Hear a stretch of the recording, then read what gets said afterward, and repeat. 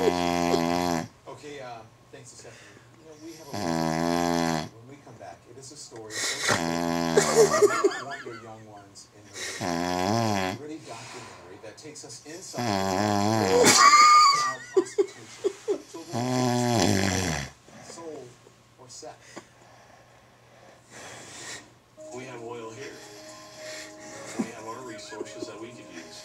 I'd love to see more wind power. Solar energy, I think it's over. natural gas. What's underneath our feet? What's we need a business person that is worth their salt is going to diversify as much as they can.